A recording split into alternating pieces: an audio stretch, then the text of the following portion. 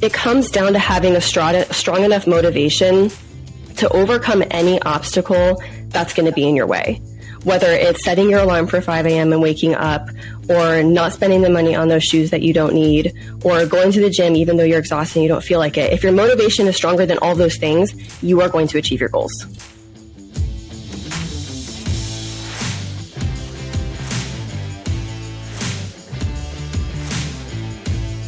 So the question is this: how do most agents find the secrets to succeed in today's competitive real estate market, especially when the top agents are keeping those secrets to themselves? That's the question, and this podcast will give you the answer. Hi, I'm Aaron Amuchastegui, and welcome to Real Estate Rockstars. Real Estate Rockstars listeners, this is Aaron Amuchastegui, and I want to introduce you to our newest sponsor of our show. Go listen to episode 1119, where I interviewed Amy Stockberger, and during the interview, she told me about this wild VIP program that she does that really helps generate referral business. So she calls it the copy and paste formula to implement and monetize your VIP club. Now she's selling a course all about it. This course will show you how to make the ultimate shift from feeling overwhelmed and frustrated to feeling empowered and motivated with copy and paste tools that are seamless to implement.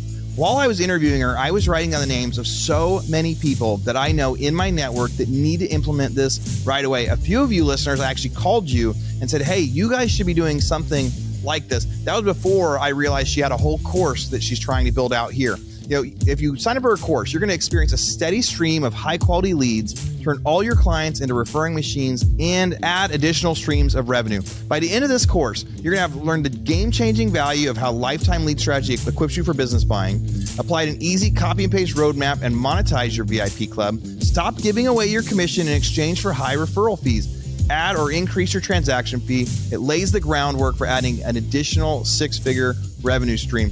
I was so impressed with the systems that she's doing. So simple and easy. Hey, I've seen people do this before, but she's doing everything. How about having a moving van that has your name on the side of it, and anybody that uses your services gets to use that for free in the future? You're not just providing a value to your customers, but you're also advertising everywhere throughout town while they're using your services. What about a bounce house for your kid's birthday party? She has those as part of the package. What about the heaters if you're trying to throw a party outside and it's a little bit cold? She has those. They're all personally branded, so people are using your stuff. It's a value for them, and they're advertising you as an agent. I think the process is really, really brilliant. So here's the URL if you want to go check it out. www.startyourvipclub.com. And by being a Real Estate Rockstars listener, they have a special code for $200 off. Here's that code, RERSVIP.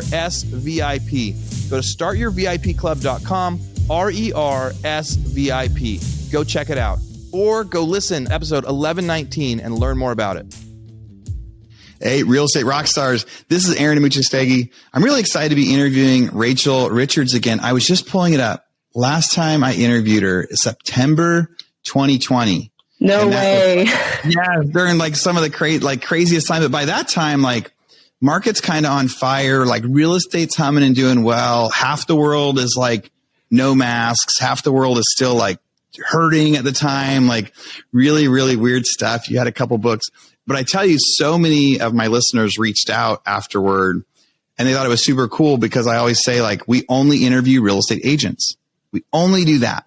And we make exceptions now and then, but the hope is that we're making exceptions. It's exceptional. And what we heard last time was so many people said it was exceptional. With all that, we got to talk about, last time it was retired at age 27 and how did you do it? So before we go into I want to say what's changed since then, because now it's been 2.5 years ish, but let's go back to a little bit of the Cliff Notes. Yeah, for sure. Your transition from corporate America to being able to be retired. Yes. So what was that part of your life? That's a fun story. And I'm so glad your listeners liked the first interview. So that makes me happy. How did I quit my job and retire, which I say in quotes because I still work. I'm just financially independent. So I always make that clarification. Always get some heat for that. But how did I do that by age 27? So it started in 2017 for me, and I was 24 years old at the time. And I'm previously married, so this was a joint effort between my ex-husband. I'm always very upfront with the advantages I have and the advantages I did not have. So, having a husband to invest with meant that I only had to come up with half of the money I might have had to otherwise. Of course, there's all sorts of tactics around money that we can talk about. Yeah. So at that time in 2017, my ex-husband and I purchased our first rental property, which was a duplex in Louisville, Kentucky. And later that year, I self-published my first book, Money Honey. So we had those two passive income streams, and we focused on growing those as much as we possibly could. And fast forward to 2019, which is a year before I came on your show, we had grown our portfolio to 38 doors, and we were making $10,000 a month in profits from our real estate portfolio. So that was more than enough for us to be financially independent. I quit my job in 2019. Fast forward to today, 2023, and I'm now divorced, and I'm now living off $20,000 a month in passive income. So that's the high level. I make it sound really good, but I made a lot of mistakes. So I'll throw that out there as well. Yeah. And I asked you before, but so where do you live now? What's your life like now? I'm a full-time nomad, and I get a lot of mixed reactions to that. Some people think that's really cool, and some people think it's really weird because I don't have a house. I don't have a car. I live out of Airbnbs, and I drive rental cars, and I just travel all over, and I think it's a lot of fun. Yeah. What's one of your favorite places that you've been being a nomad in the last year? I did my first solo trip to Europe, and I went to Italy and Croatia for 2 months over the summer, and that was really, really cool. Yeah, I just spent 3 weeks in Croatia. It was so cool, and it blew my mind. What did you think? Yeah, I thought it was incredible. I thought it was the dollar goes a long way there. So you can get great meals for $4 and $5. Everything was just the way the transfer money, the dollar gets you twice as much there. So luxurious stuff. We ended up going with the GoBundance guy, a bunch of GoBundance friends, and we stayed in a yacht and went up and down the river over, a couple weeks at the Baltic. And it was something else. And we went to a club inside a 1600-year-old castle. We got to see so much history of all the different wars and battles. I haven't spent much time in Europe, and that was the oldest country that I've hung out in there, other than I've been to London and France, but that was the first one that was outside there, and really inspiring. And yeah, no time like the present to be living your life doing that as your nomad. So are you back in the U.S. now?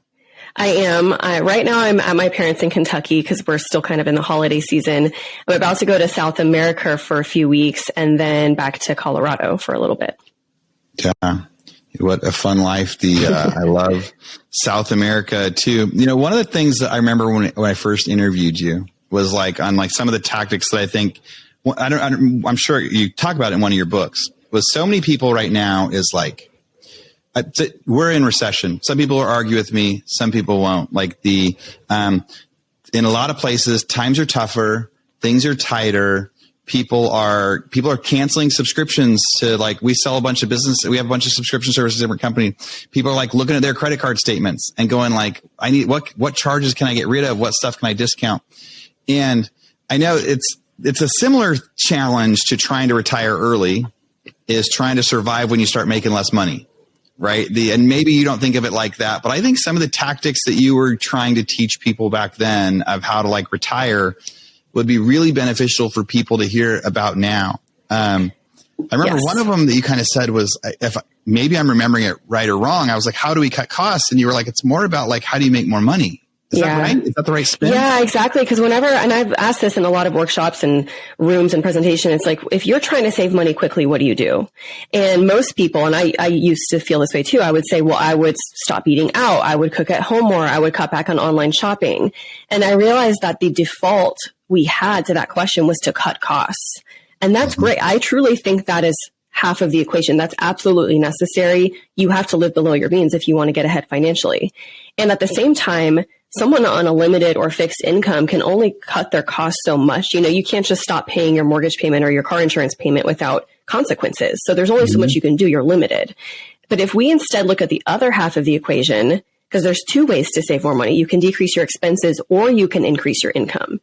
And if you really focus on the second one as well, because you have to do both, that is where you're going to make some massive moves because there's no limit on how much money you can make per year. And once I had that mindset shift, and looked for ways to have side hustles or work a part-time job or go for a raise or a promotion. I mean, there's tons of things you can do, but that's really when my journey to financial independence took off. Yeah. Yeah. It's something that we don't think about enough. It's like the mindset of like half full, half empty, or like tighten the ship because it's getting worse. Or like, some people will do really, really good over this next year. They'll find the hack. They'll find the business. Some of my biggest successes were happening from like 2009 to 2012 when the economy was getting crushed and housing prices were going down every week. Every week a house was worth less. We were fighting that. And I was able to build a really crazy, unique business during that time that thrived in those markets. So, I think if people out there that are listening, as you start to, in general, one of the ways that real estate agents usually think is, oh, well, if I just need more deals, if I need to get more deals, if I do another transaction a month, then that'll help, which is true. But there's also, as the market is like changing or there's less transactions, then maybe it's about rethinking some of those other ways. What are some other things out there that maybe relate to real estate that you could make income in some other ways? What are some extra little, we always say hustles out there? Like there's extra. What's the extra stuff we can do? There's lots of memes that nobody became a millionaire from cutting out their Starbucks coffee, right? Like even though that adds up, right? You're $200 a month on Starbucks coffee, it adds up. But you'd probably find it easier to make an extra $200 a month than you would be to go without your favorite drink every day. Maybe 100%. No, I agree. And I think earlier on in your journey, frugality is more important because you might not be making as much. You might not know how to start making as much. So that's kind of the only leverage you have on your financial situation. That's how I used to feel. And I feel like right now in this day and age, frugality is shunned. There's this pushback on, and there's this movement of you only live once and you might as well enjoy your money now. And yes, to a little bit of that. But I also know for sure that if I hadn't been really frugal for a few years in my early 20s, I would not be where I am today. Because at one point I was making $36,000 and living on half of my income. I was saving half of that salary. So my budget was literally $1,500 a month. And people ask, well, where did you get the money for your first rental property? It's because I was saving half of a $36,000 salary. And I was eventually able to save 10 grand after a couple years. So that's where it came from. And that's where it all started for me. So I think it's more important to be frugal early on, but it's absolutely necessary to build wealth. What am I saying? To build big wealth. Yeah. It's absolutely necessary to then figure out ways to make massive amounts of money as well. Yeah. Yeah. It's much harder to go backwards, but wherever you are in your journeys, if you're early in your journeys, listeners, I think it's great advice to be as frugal as you can now. Save as much as you can, like go through that process slowly, because it's a lot easier to add in spending later than reverse it. Like, yes. Once you get a mortgage with a much bigger house, it is a lot harder to downsize. I've had to do that a few different times, and it is so much harder to cut back after you have started this crazy different level of spending. That's the same reason that I haven't ever flown first class. I mean, I could, but I know that once I do that, I'm just not going to want to go back. So I fly economy every single time still. God, I've absolutely ruined my kids because that is one of my, I love flying first class in all sorts of, crazy ways. And what happened was I hardly ever did unless I got like the free upgrade. And then I went, on a GoBundance trip to Africa years ago. And my buddy's like, hey, let's get business class through Emirates for this one. It was like this total splurge. And it absolutely ruined any of my expectations of what flying was supposed to be like or could be like. And then out of the ultimate amount of selfishness too, then as I started traveling with my kids, it's like, well, no, I want to fly in first class. So they do too. And now they're absolutely ruined because when that's so funny. They're like sad when they fly normal, and it's like, oh, I messed that part up. I wish that my kids had your experience with that. And you're a good long-term planner where you think a lot about like future, like you're putting money in the bank now for later. You're like, I'm going to make this choice today. I'm going to make the hard choice today because it's going to make life easier later. Sounds like. Yeah. The delayed gratification is very important for achieving financial freedom. You've heard of the marshmallow study by Stanford, right? Or maybe you haven't. No. Okay, No. This is really, really interesting. So Stanford University did a study back in the 60s or 70s or 80s or something like that. And they placed kids in a room. So each kid would be alone in a room. And they gave each child 2 marshmallows.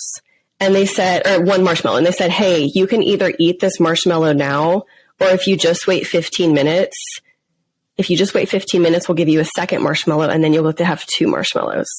So this is a really cool study about instant versus delayed gratification. And what's cool is that the kids in this study who were able to delay and wait those 15 minutes were found later to score higher on standardized tests, have better health, and have less stress. So delayed gratification is linked to all of these rewards later in life. And I for sure think it is linked to having enormous financial success later in life as well. So I always think that's an interesting one. That is fascinating.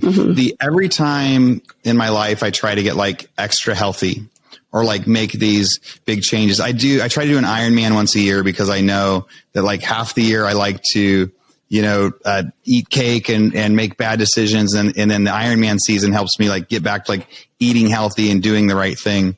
At the end of this last year, I did a 5-day water fast. I actually just finished it like 7 days ago where I ate no food, no coffee for 5 days. Wow. Which was crazy. I could go for 5 hours. Yeah, it was, the first 2 days I was pretty cranky and pretty hungry. And like 3 or 4 days in, I really started to like see some benefits. And it was this really fascinating thing. I wanted to try to jumpstart that part of my brain that knows delayed gratification, that says it's the same with food or with money or with anything. I should save this money now so I have the money later. It's 9 o'clock at night and I'd really like to eat this cake, but I'll be feeling crappy in the morning, or I'm not going to hit my fitness goals next week if I do. And so like the no food for 5 days really helped reset so much of that, where I found myself having to remind myself, like, here's the benefit of this decision today, because delayed gratification also isn't fun.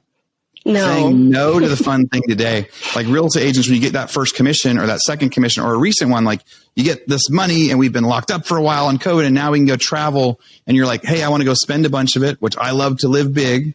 But at the same time, it's like, but what do we have for later as we do it? So is there anything you tell yourself? Are you just so good at delayed gratification now that it's easy? Or do you have like any mantras or things you remind yourself to do that? I don't think it's ever easy, but I think it comes down to motivation level. And because anyone can be trying to hit a goal, but if it's easier to give in to what's easy in that moment than it is to remind yourself of what you're actually working towards, then you're just going to give in. So you kind of have to be used to that discomfort, and you have to have a strong enough motivation. There's this analogy that I love in the book, The Compound Effect by Darren Hardy.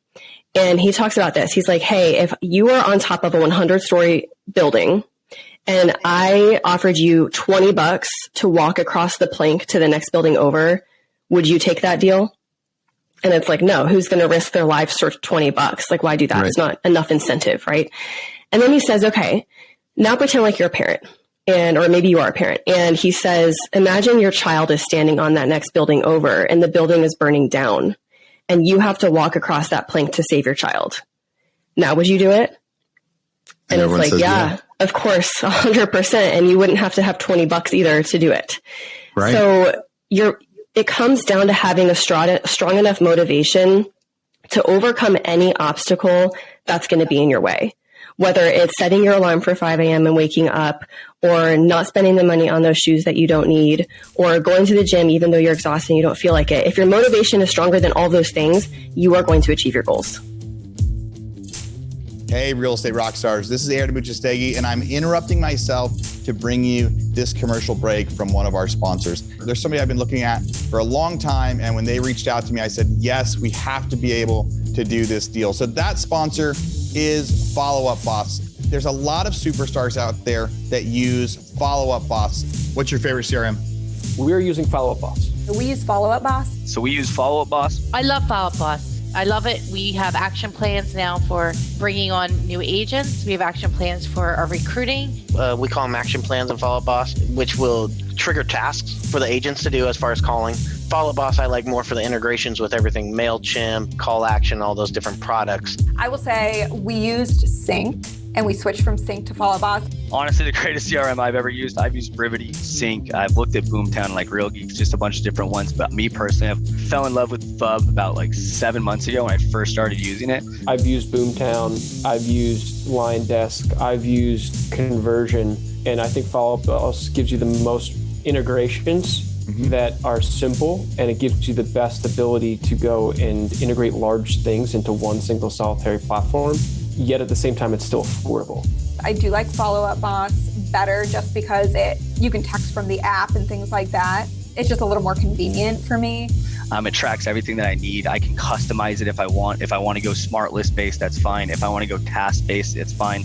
I think it's one of the best systems, and it's very user friendly. It just really helps me never drop a ball because it's so user friendly. I don't have a one horse in the race with Follow Up Boss. Purely objective, Follow Up Boss has been the best one that we've found. Now, I've used Follow Up Boss. We've actually used it in our non-real estate businesses as well because it's so good at being able to set timers, set automatic texting and emailing. So here's what we got. For Real Estate Rockstars listeners, you get a 30-day free trial. That's normally 14 days. So in order to get this, you go followupboss.com, just like it sounds, /rockstars. Go there, get your 30-day free trial, and check it out. Especially if you aren't using any systems or any CRMs yet, this will be a great one for you to start with. Thanks again. Now back to our show.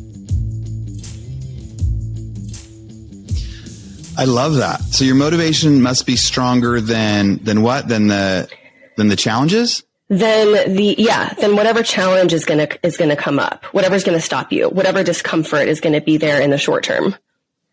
Yeah. Those are some things. So like every time you first start doing a miracle morning, right? I remember when I first started getting up, like where I'd wake up at 4 a.m. or 5 a.m. It's always a battle. Like the alarm clock goes off and it's like trying to remember and having extra stuff to incentivize. It's like, could I automatically turn the light on? Could I have the alarm clock across the room? But there's like the days like Christmas morning where everybody just wakes up and it's easy. It's like the motivation makes it easier to push through some of those things. So I haven't heard it. I don't think I've heard that quote said like that or that concept said like that, but I think that's so important. And I guess like day 3 of the water fast, I'm I keep rereading the benefits of the fast. I had to like get through the motivation because what I was thinking was I'm hungry, I'm cranky, I'm tired.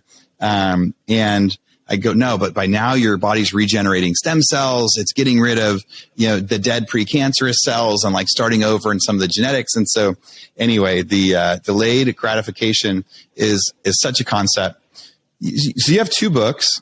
Your first one was Money Honey. Yes. And your second, what was the name of your second one? My second one is Passive Income, Aggressive Retirement. And both those are like top sellers, best sellers. Just do a quick highlight of both of those for any of the listeners that maybe want to go back and get one of those. Thank you. I appreciate it. Yeah. Money Honey is a personal finance book, and I wrote it to write about the topic and teach the topic in a way that would be sassy and fun and simple. And I really wrote it at the time for my friends, my girlfriends, female millennials, but now a lot of people love it and a lot of people read it. So that's Money Honey. And then Passive Income, Aggressive Retirement, I wrote in the year that I quit my job, because I was starting to tell some people like, hey, I'm going to be able to quit and become financially independent this year. And I'm making $10,000 a month in passive income. And I was 27, and people were like, what are you, how is that happening? What are you doing? So I realized there was a lot of thirst for this kind of knowledge. And I became obsessed with learning everything about passive income, which, by the way, you don't have to be a landlord to create passive income. There are tons of passive income streams out there. So I researched all of them, wrote about how to do all of them. I came up with a list of 28 ideas, and that's what my second book is about. And they're both on Amazon. Cool. That second book would be we talked about like ways to earn more money right now for real estate agents as some of the stuff slows down. That could be a really interesting one to add to the listening list. So the reading that I listen to, I hardly ever read a book anymore, but I listen to books all the time. And I try to get through 10 to 15 of them every month. And so those are great reminders. So you had been building up all your real estate stuff. And then you told me before coming on that you made a transition sometime recently or since last time. Instead of managing properties yourselves, you decided, I think, to sell your real estate and invest in syndications instead. So So did I get that right? Tell me about that process and why did you do it? Okay. So my ex-husband and I, by 2021, had 38 doors, 6 buildings, 38 doors, all in Louisville, Kentucky. And in 2021, we decided to sell most of our portfolio for a few reasons. It didn't have to do with our divorce. That was after that. But we looked at it this way. So 3 of our properties were like 10 or 12 unit buildings, and they were rent by the room buildings. They were a boarding house style in Louisville, Kentucky. And we were providing affordable housing to the community of Louisville, Kentucky by doing the rent by the room model. The problem with that was, out of all of the passive income streams, that one is one of the less passive income streams. And early on in our journey, when we didn't have a lot of money, when we didn't have a lot of money, but we had a lot of time, we were willing to hustle. We were willing to self-manage and buy these properties that might have been a little bit more hands-on so that we can make money quickly. And although these boarding houses were cash cows, I mean, we made a ton of money from them.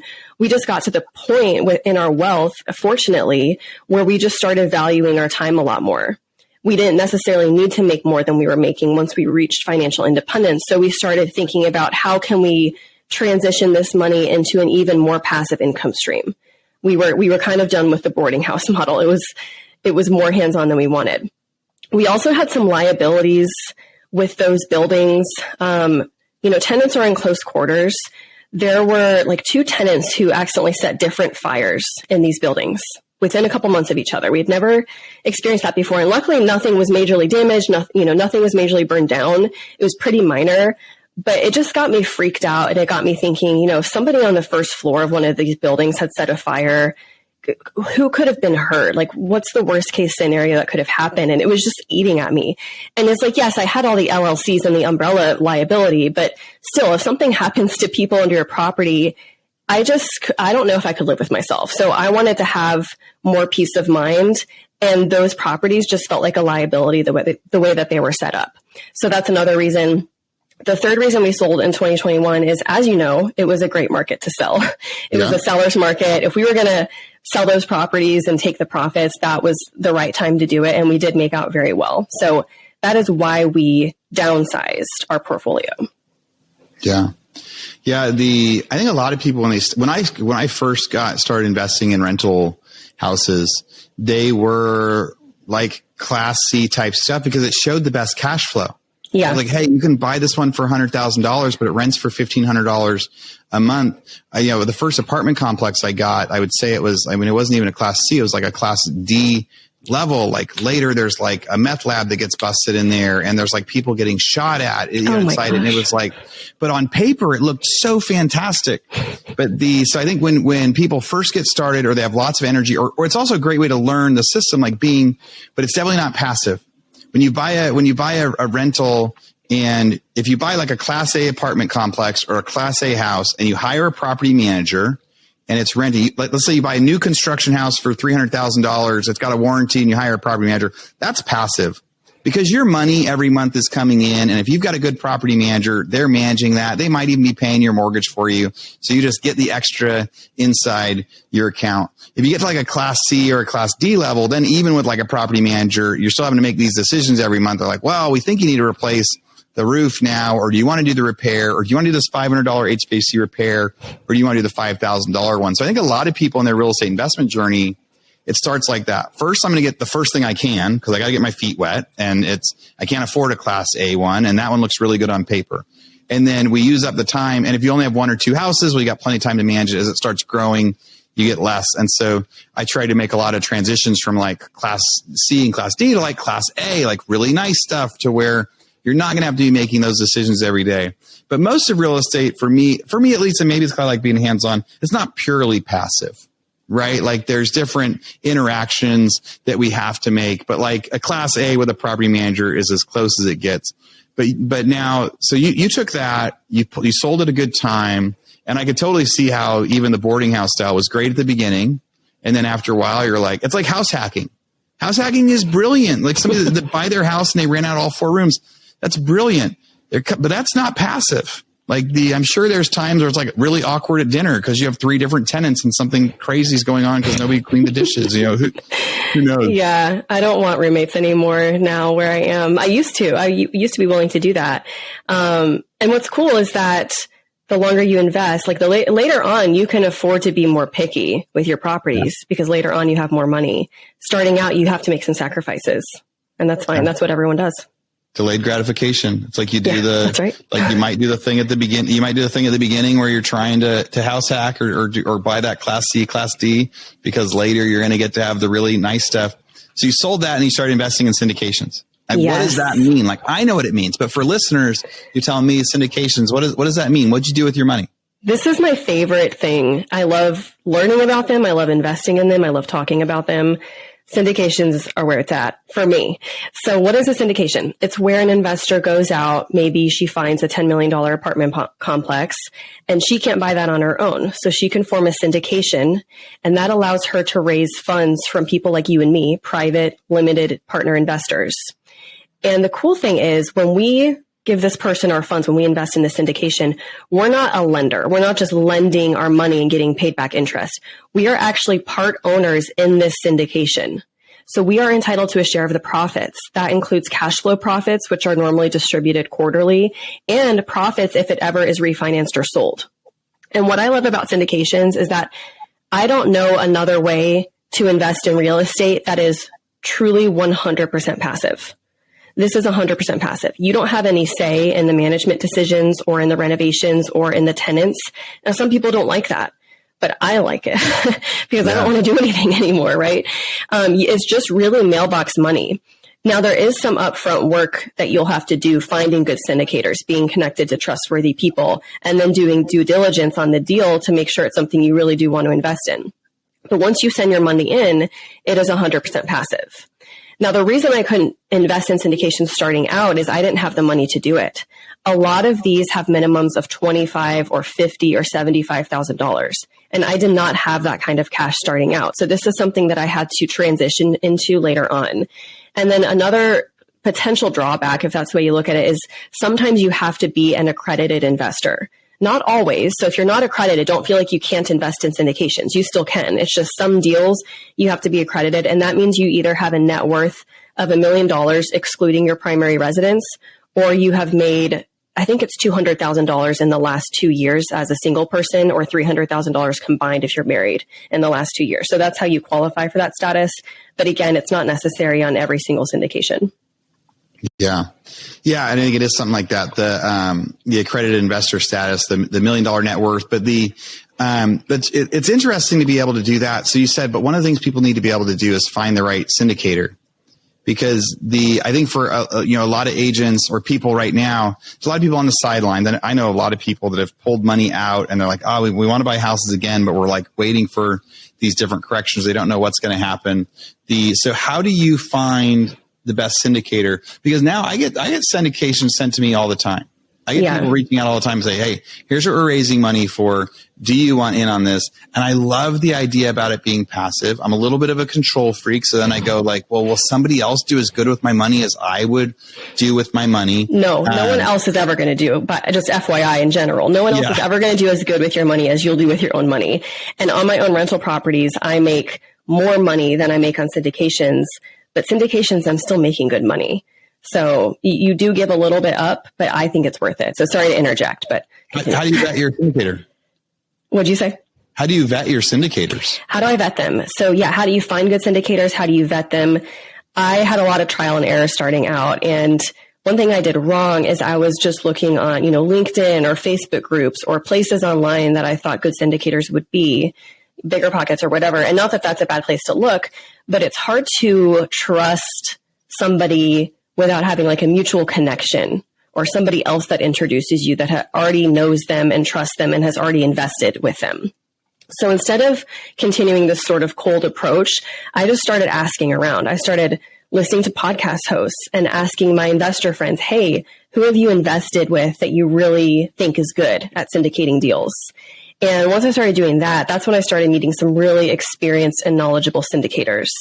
I now own 9 syndications, or not own, but I'm a partner in 9 syndications, limited partner.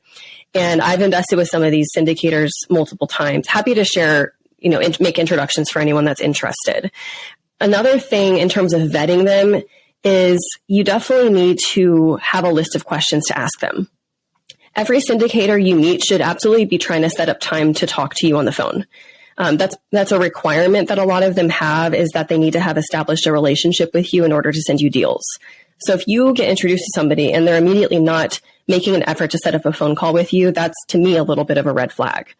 Once you get on the phone call, there are some really helpful questions you can ask your syndicators, your potential syndicators. You can ask, hey, how many deals have you done?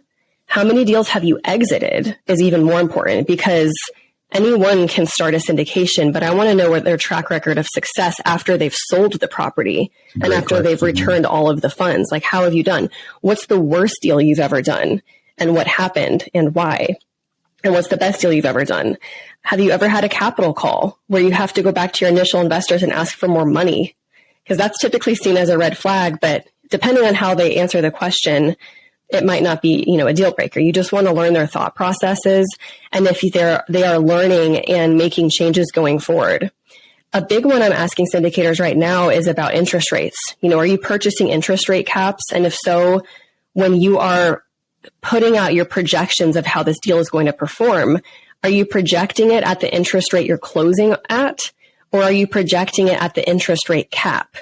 Because if your property can't cash flow and be profitable, if you get all the way up to that cap on that interest rate, then that's the only way you should be projecting your deals and estimating profits. So that's one that I kind of learned the hard way, actually. But those are just some examples of questions that I ask syndicators to screen them. Real estate rock stars, this is Aaron Amuchastegui. Thank you for letting me interrupt for a second. I've got something really, really important to talk about. You know how last year we kept talking about that mastermind? What is the mastermind? What are we talking about with that mastermind? Last May, there was like 60 or 70 people of you listeners that had never met, flew out to Austin, Texas. We all hung out at this awesome event center, and we spent a couple days with some great guest speakers talking about skills and strategies to succeed in real estate. And then we had these mastermind tables where everyone rotated, everyone got to meet everybody, everyone got to provide value. Some of the agents there had only done 1 or 2 deals ever. Some of the agents there had done hundreds of deals, and they all got to interact and help each other build their business and build their strategies. And I've heard so many stories of friendships that came from that, of referrals that have come from that. There were 6 or 7 people at that one that heard me talk about doing an Ironman, and we all did an Ironman together in North Carolina last month, and we had never even met before the podcast live. So it's been such a cool experience. I would love it for you guys to come. Days March 6th through 8th. Sign-ups right now. Go to hibandigital.com/mastermind. We also have a room block set up. It's 3 days, downtown Austin. Great, really cool hotel, really cool convention center that we're going to be hosting it. And we're going to get a chance I can't wait to meet you guys. I can't wait for you to meet other listeners. I can't wait for you to develop these new interactions. And really what we're teaching, last year it was like, how do you make a business better? But the market was just starting to turn, and I was trying to give some people some advice of what to do when it was happening. Now it has turned. And this time we're going to be talking so much about how to pivot and what to do next. So again, I hope you sign up for the mastermind. Sorry for such the long advertisement, but I can't wait to meet you. hibandigital.com/mastermind. Dude, those are some great examples. Well, hopefully my people repurpose that one as its own little image, because being able to know what to ask and how to ask it. The interest rate caps are fascinating. It was something I learned about a year ago, right? It was the concept that, if you're building a project right now, or you're getting ready to, so some syndications like, hey, we're going to buy this land and we're going to build this apartment complex, and here's how much money we're going to make, and the interest rate's going to be 6 3/4. But if you don't know what it's going to be, you can actually, go to these different outfits and kind of buy insurance through it, or like through trading desks. And it's not necessarily with the lender. To these other agencies that you can say, hey, I want to get a loan of this much. What's the bet that I can make? And they'll do something of, you pay us $25,000 today. And if on your closing date, if it's more than that, we will pay up to this amount. But if the rate is less than that, and they're just doing a gamble of it's insurance. It's just insurance against it. Fascinating stuff. So yeah. So your last couple of years, you've had lots of life changes as you're changing some of that stuff. Anything else that's like what's some of the biggest lessons you've learned over the last year or two that you'd like to share more, or that you think that people should know? Thank you for asking, Erin. So as you know, I went through not an amicable divorce last year, unfortunately. I was hoping it would be, and it wasn't. And everything got finalized just a few months ago. So it's over now. But something that, I don't know, it almost scares me is I feel like I'm such a competent financial individual. Like, I used to be a financial advisor. I've had all these financial successes. I'm really, really good with my money. I know how to advocate for myself. Yet I made so many mistakes with my money leading into my marriage, before we were married, during marriage. And it cost me a lot when it came time to the divorce. And so I think about, if someone like me messed up that bad, what does that mean for everyone? Because 50% of couples end up getting divorced, unfortunately. Yep. I never thought I would be one of them, but here I am. Nobody does. Yeah. I mean, you have to just look at the facts, the math. 50% of people get divorced.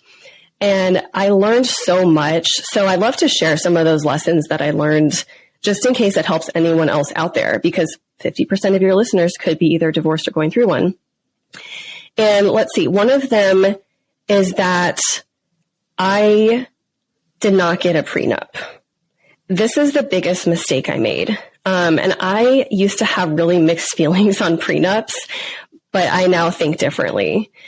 A prenup, so for anyone who doesn't know what a prenup is, it's an agreement that you sign before you get married that outlines what happens in the event of a divorce. Like, what happens financially? How are you going to split things up financially? Yeah. I used to feel like this doesn't feel good, because it just feels like you're preparing for divorce if you get a prenup. And so that's why I didn't. Only for like super rich people. Like, no, only super rich people are going to get a prenup because of that. Like, you don't think of the average person doing that.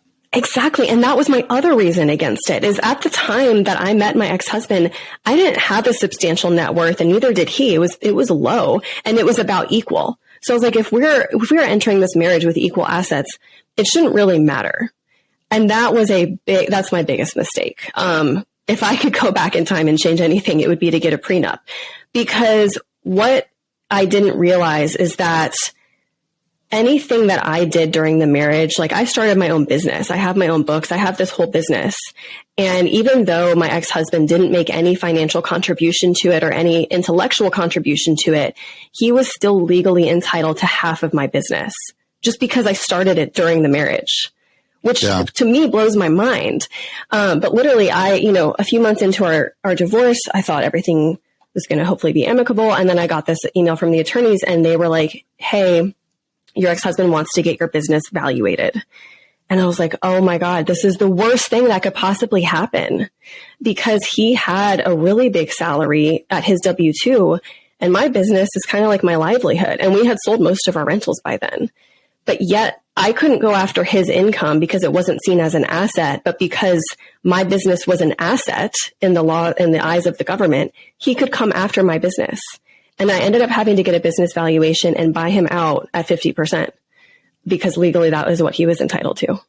Oh, Rachel, that's intense. That's like, well, especially it's like your book, right? So you're like, everybody says you're Money Honey Rachel. So like, so you write a book, you get stuff from that. Like, you're the sole writer of it, and then having to share it's interesting. Okay. So that's, and I think a lot of people, like, that really explains a concept there of a prenup, of like having rights to what's yours in different scenarios. What are some other ones? Yeah. And I think another thing about the prenup too, just a reason for it, is like, here's what I always tell people. You have car insurance, right? I mean, everyone has car insurance. Mm-hmm. And it's not because you think you're going to cause an accident or you're going to do something stupid on the road. It's primarily to manage the risk of other people or something outside of your control, or just a true accident. And you have insurance because it's smart to protect yourself just in case something bad happens to you. That's kind of what a prenup is. I can control what I do as a person and how I am in my marriage, but I can't control the other person at all. I can't control, for example, this is not necessarily applying to my situation, but as an example, if someone becomes like emotionally abusive, physically abusive, you can't control that other person. If your partner becomes an alcoholic or a drug addict, if someone cheats, if someone realizes they have a different sexual orientation, like, any of these things could happen in your marriage. And although you can control yourself, you can't control another person. That's why it's important to get a prenup. It's risk management. It is to manage the risk that something could change in your marriage that is outside your control. And the last thing I'll say, because I know I get really fired up and passionate about this topic, but here's the last thing I'll say, is that you already have a prenup. If you're married, you already have a prenup. It's the one that the state gives you. They will outline what happens for you if you get divorced. And I bet it is not going to be very favorable, and it's not going to be what you want.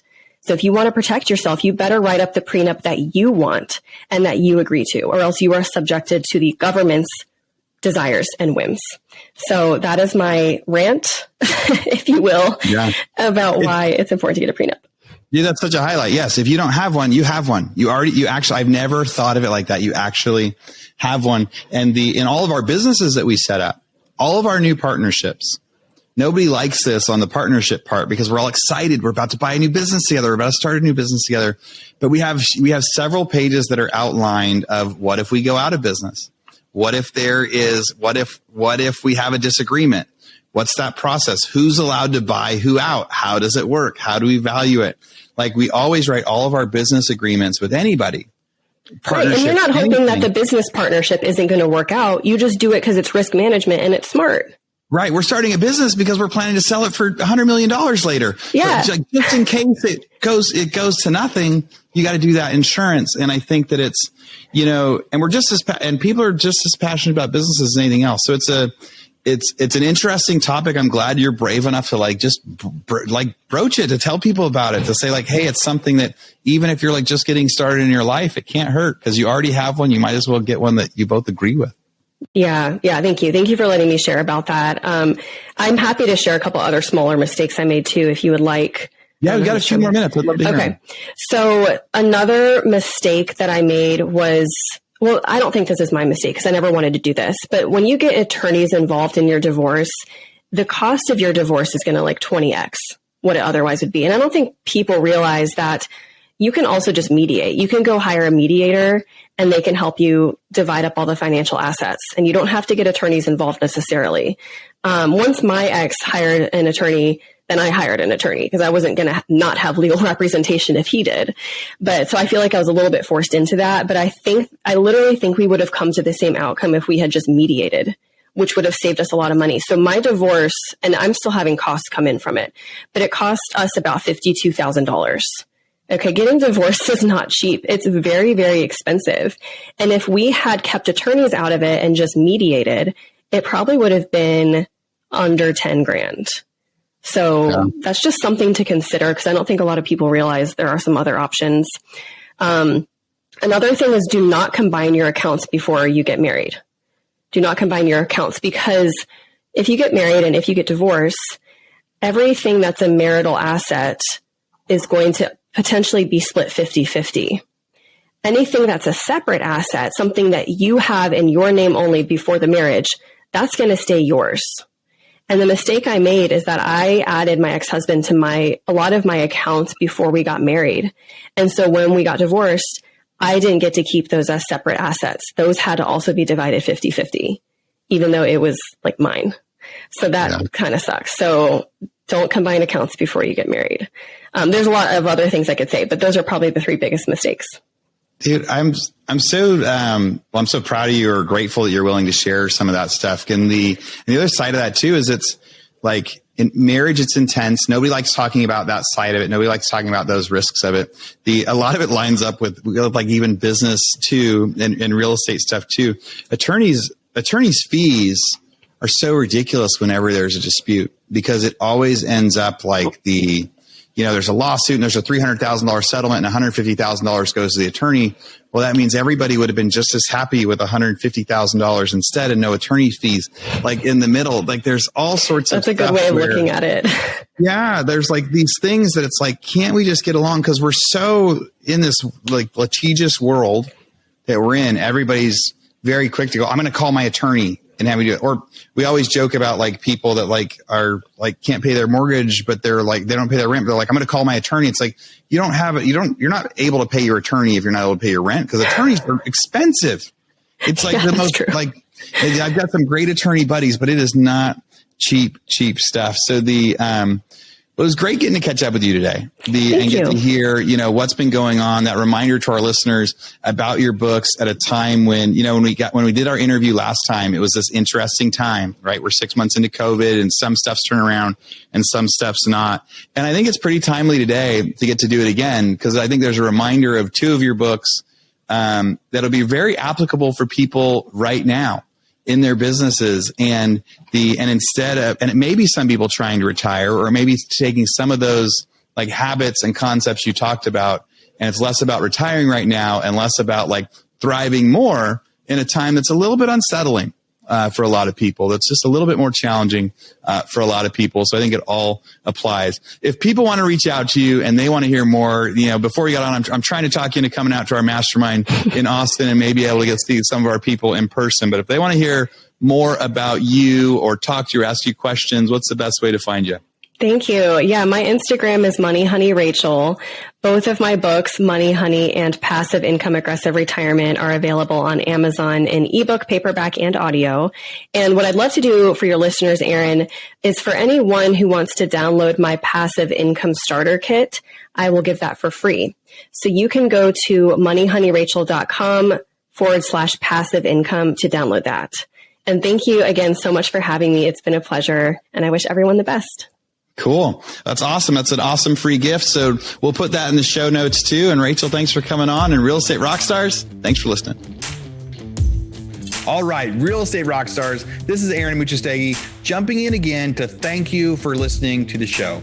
Hopefully you guys loved listening to that one. And I want to make sure that you know about all of the extra resources that we have. And also, we need your help. They say podcasts are free. You get to listen to podcasts for free. But what is the cost of that podcast? I would say if I could beg you to pay anything for that podcast, I would say the cost of the podcast is going and giving a review. So whether you download it on Google or Apple or YouTube or anywhere else, please go give us a review. Say what you liked, what you didn't like. It helps us get better guests. The more reviews, the higher we get in the rankings. Right now, we are the biggest podcast out there for real estate agents, and we want to keep that spot because we know there's lots of podcasts out there. So go give us a review. Also, be sure to go to hibandigital.com. If you liked any of the resources that those real estate agents talked about, we've got a huge video vault of those resources for free. Every penny that comes on the podcast that we interview, they give us something that helps them get their deals or helps them work with their clients. And we put that in the toolbox in our vault for you. So go to hibandigital.com and you can get it. If you're looking for real estate education, go to rebusuniversity.com. We have all sorts of courses in there to help agents succeed in real estate, how to get the listing, how to negotiate deals, how to become an investor, all sorts of different stuff, rebusuniversity.com. And if you want to chat with me, go find me on Instagram. And if you come find me on Instagram, you can send me messages. Tell me what you want to hear. Tell me what you liked, what you didn't like. We try to put a bunch of content out there too. You can find me in 2 different places. It's at rerockstars.com for our Real Estate Rockstars page, or at aaronandmuchastegui.com for my personal Instagram page, where I can chat with you about all sorts of different things. Thanks for listening. We'll see you again soon.